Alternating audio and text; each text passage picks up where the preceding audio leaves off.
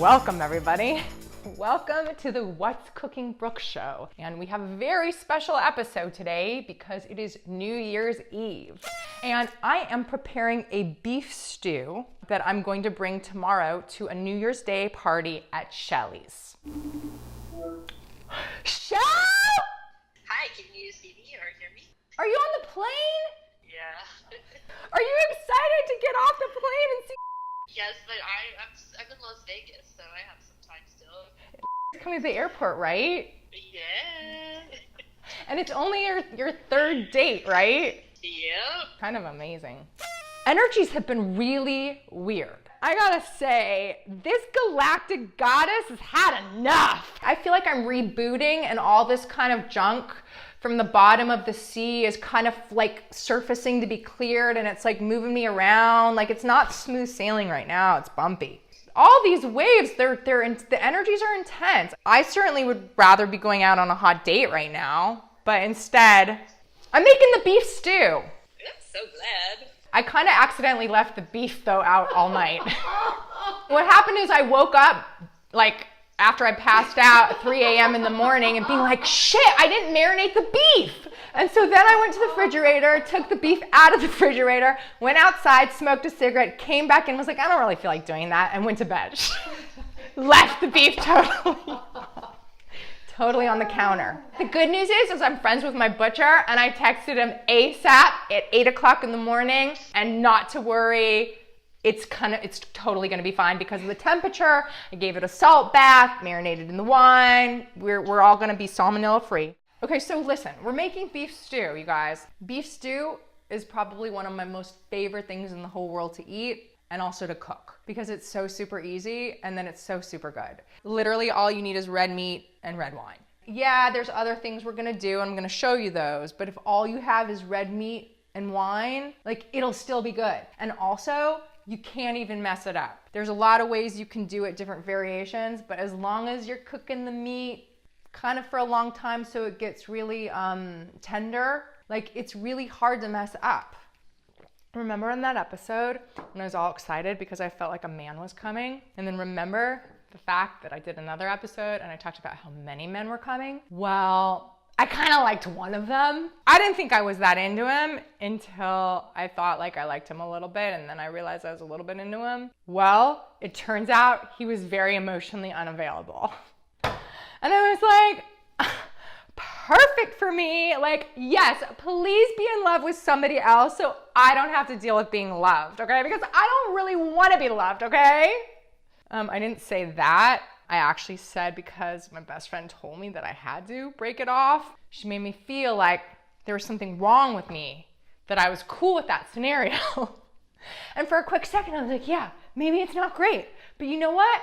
I ended it and now I'm sad. Now there's nothing. There's no party at Brooke's house. It was really fun. You know what I mean? The first thing we're doing with making this beef stew is we're gonna start to build flavor because there's different ways you can do things so that actually you're building levels of flavor. To build flavor, we're gonna brown the meat. You don't have to do this. You can just put the meat in with the wine and cook it. But if you brown it, there's a sweetness that ends up and a caramely flavor that goes into the cooking. The French definitely brown their meat. Oh, remember I had the dream of Jack Nicholson? I was dating Jack Nicholson and he was gonna teach me some things. The energy of Jack Nicholson, I began to embody that. It wasn't a choice. It's just like that's how energy can sometimes activate. Just don't embody Arnold Schwarzenegger. Oh God. No, it was cool being Jack. I still feel like I have my inner Jack. Like it was definitely like, I am who I am and what's going on in here and talking with all the young boys and yeah, it's been great. It's been great being Jack. By the way, we're putting this up to medium high and I'm doing 2 at a time because we're doing a lot of meat today. So I'm putting butter in. And by the way, this is French butter. President Soraya introduced me to the French butter, which changed my life, no joke. Everybody wonders why my chocolate chip cookies are so out of this world, and I'm like, because of the butter. So I'm doing a combination of olive oil and butter. I'm gonna turn it down a lot because as you can see, it's sizzling, it's ready. And the other thing you really wanna do when you brown meat is you want the meat as dry as possible because it's gonna help the brown better. I also marinated this beef, ideally for 12 hours. I did about 6. I marinated it in wine and onions and garlic to both flavor the meat, but then also tenderize the meat. And it's also gonna cook faster because we marinated it. Okay, so the meat is gonna go in. And what you do is you just, salt the meat, salt the meat, salt the meat, salt the meat. Pepper.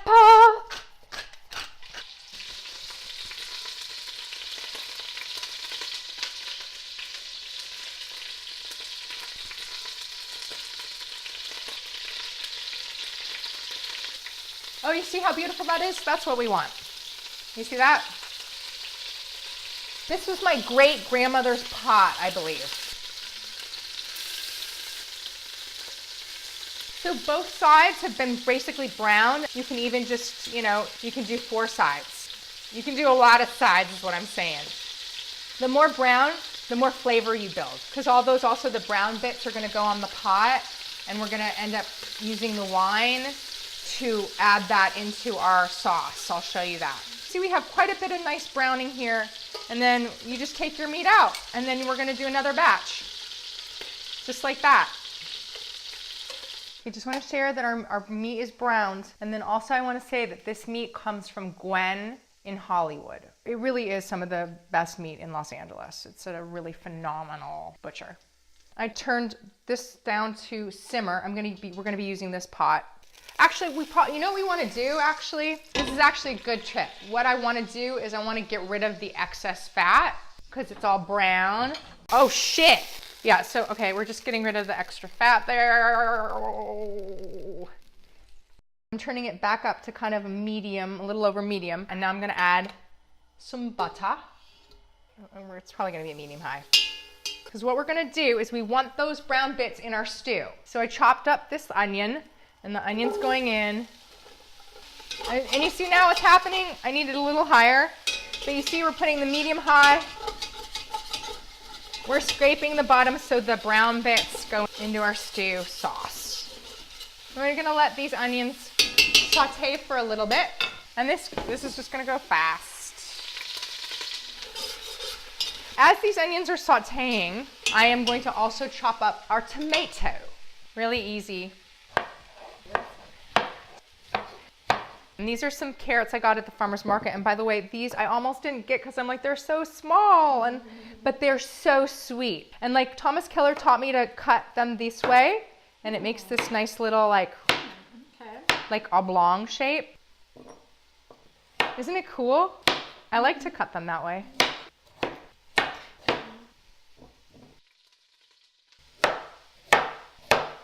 So the onions are sauteed, right? You want to see the trick? Yes. This is a special trick. Another benefit of being friends with your butcher is they know good tricks. This is tomato paste. We're going to brown the tomato. Just like we did with the meat, we're going to do it with the tomato. Again, building the flavor. Okay, and by the way, here's a bunch of pepper, and I'm crashing it. And you know what else we're gonna do? We're gonna make something really cool. I forget the name of it always. It's this thing, the French do it. I got this leek here, and we're gonna use the leek to be our cover. And then we're gonna put herbs in here. It's called a bouquet garni. I think it's safe to put the carrots in a little bit. I can put them on one side. Because we have so much stew, I'm using quite a bit of things in here. You do put celery and a lot of parsley. I'm putting loads of parsley and bay leaves and thyme.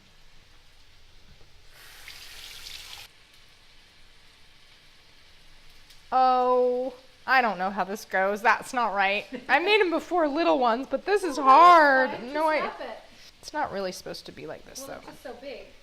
Okay, there you go. That's gonna work. It's gonna be fine. Yeah. And then we're gonna wrap it up like it's a holiday gift. You see how it works though? It's nice.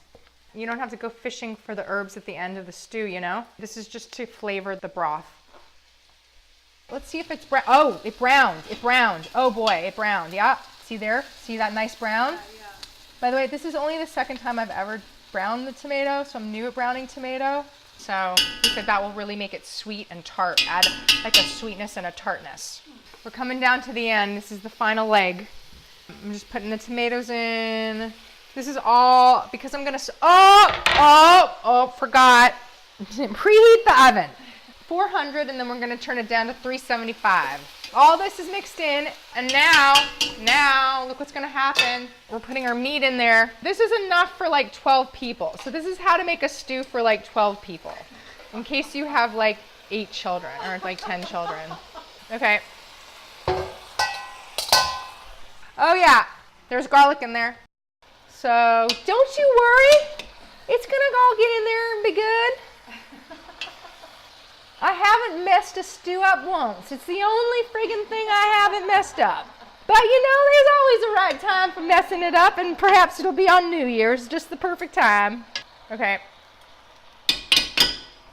Now, last, I swear, we're really coming close to the end now. This is the wine that I marinated the beef in with the raw onion. And we're just adding that. And yep, we're adding the onion too. And the garlic. There's garlic. We may need more wine. It's easier when you cook for like 2. And I'm gonna bring the Herbs. This is not gonna be easy, but I made it work once before. Excuse me. Don't. Cut. No, this is gonna be great. That one. Okay. I know it doesn't. I know it's not. Okay. Oh, there you go. There you go. There you go. Ah! Ooh. Yeah. See? All right. In it goes. In it goes. In it goes. Maybe we'll take that onion out. I'm gonna add a little more wine, and then we're good. You see? No problem. Okay, I also want to share, I go to a very special place in West Hollywood called Domaine LA. It's where I get all my wine because it's mostly sustainably produced and biodynamically produced wines. And also Jill, who's the owner, is just a love. Anyways, Jill always tells me what to get, so I don't really know anything about wine. I just ask Jill. And so she told me to get a Côte d'Aron for making the stew. I have made it with Burgundy, I've made it with Malbec, I've made it with Pinot Noir. I haven't found a wine that doesn't go good with beef yet. Red wine, that is. But anyway, so this is a Côte d'Aron. It's really like juicy, delicious. That's just gotta be good enough, is what I say. I mean, So what do you put it in the oven? we're gonna once my oven you do have to bring it up to a boil. It's gonna be fine. You can't mess it up. We're just gonna cook the shit out of it. There might have been too many onions in this batch, but we'll find out. Uh-oh, she's drinking before she's eating again. It's like grape juice. Yeah, I mean, I guess the real reason I'm doing this show is I find so much joy and extra. I feel like it's such a good way to take care of my body, you know, by cooking good food for myself. And I was somebody who didn't take care of myself. Unfortunately, learned the hard way how important that is. And I guess I just want to inspire people to really love themselves and nurture themselves, because it gives you so much more energy when you do, and aliveness. And I caught myself from the wine bottle. I really think we've been living for so many thousands of years where what was most valuable were things that we did outside of ourselves and created and survival stuff. And I think we're in a place now where there's space for us to value ourselves more and to really create higher qualities of life for ourselves. I think one of the best ways is to nurture yourself with food, and to nurture your body, and to take time to tune in with your inner world, to just really make time for yourself. That's what I see as one of the best ways to change the world, is when people start valuing themselves more, you know, then everything will change. It's changing the world through self-nurturing. Amen. We're done making the stew. And see, I brought it to a boil. I also skimmed off the top, which is a good thing to do. Like, I took off some of the scum, you see that stuff? And I can still take a little bit more off. And now my oven is pretty much at temperature, 400. And I'm gonna put it in the oven This is very heavy. It'd be horrible if I dropped it. No lid. I don't have a lid. Do you put tin foil? You know? You don't really have to put a lid. I mean, you can put a lid. Oh, cover with a buttered rand of parchment paper and then with a lid. What I think I'm gonna do is I'm gonna put like a cookie sheet over it. How about that? My great-grandmother's pot didn't come with a lid. It's at 400, and now I'm turning it down actually to 375. And I'm gonna leave it in there for like, it depends how long you marinated it. I only marinated it for 6 hours. It's been cooking for a little while, and see, like, it's already even reduced. You can see it's like, it's working, right? It works. I forgot to add, I added about like 3 tablespoons of cognac, and then some crushed black pepper. Forgot the pepper. My friend Avi taught me something really magical, which is, he's Moroccan, and he's tried my stew. He's like, add a little cumin and turmeric. Avi, it's not gonna be French then. He's like, add a little cumin and turmeric. All right, and I did, and it's like, you don't taste it in there, but it balances and somehow balances everything and brings everything together. It like melds things. I don't know how it does that. So he said to be careful with it. It's an aggressive spice. Little turmeric. I'm adding a little bit now, and I'm gonna taste it throughout. I'm gonna stir that better. Stir it in the cumin. Yeah, we're just kind of getting that going. Yay! Brooke, this is the result of the 3 hours No, I've been of there. She stew recently making. moved to me. And this is Shelly and I, our first dinner party. First dinner. Yay! Rabbit, bunny rabbit ears. Microphone. I like. How is the beef stew? Is it good? Delicious stew. It's the best stew, hands down. Delicious, delectable. It is so good that I really don't even, I don't want to talk too much. I just want to absorb the flavors. The meat soaked in the juices so well. Just marinated them just so perfectly. I just feel joyous with this song on. It's so intense to deal with people's hearts. The heart is so scary to open. But you can't live without it being open. It's so good. You have to just keep expanding, expanding, expanding. Be brave. And then love will come back to you all over the place. Here's to everybody. May they know that every aspect of themselves is divine,